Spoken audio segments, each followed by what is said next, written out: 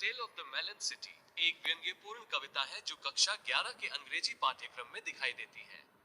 यह विक्रम सेठ द्वारा लिखा गया है और शासन की प्रकृति, शासकों की बेरुखी और विरोधाभासों पर एक गहरी राजनीतिक टिप्पणी के साथ एक सनकी कहानी प्रस्तुत करता है। एक राज्य की प्रशासनिक प्रणाली के भीतर कविता का केंद्रीय विचार एक राजा की कहानी के इर्द गिर्द घूमता है, जिसे न्यायपूर्ण और निष्पक्ष माना जाता है। उसके बाद वह एक मेहराब के निर्माण का आदेश देता है जो बहुत कम हो जाता है, जिससे वह अपना सिर टकराता है। कौमली बेतुका घटनाओं की एक श्रृंखला सामने आती है। राजा न्याय की मांग करता है और जोर देकर कहता है कि दुर्घटना के लिए जिम्मेदार व्यक्ति को फांसी दी जाए।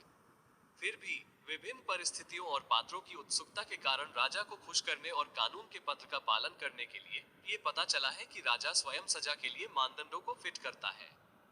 ये कहानी कानून की तकनीकी को संतुष्ट करने के लिए राजा को लटकी हुई शहरवासियों के साथ समापन करती है। राजा के निष्पादन के बाद लोग एक नया शासक चुनना चाहते हैं। उनकी निर्णय लेने की प्रक्रिया समान रूप से निरर्थक और मनमानी है, जिसके परिणामस्वरूप उनके नए राजा के रूप में एक तरबूज का चयन किया गया है। ये परिणाम यादृच्छिकता और तर्कहीनता के लिए एक रूपक के रूप में कार्य करता है जो राजनीतिक प्रणालियों में निहित हो सकता है।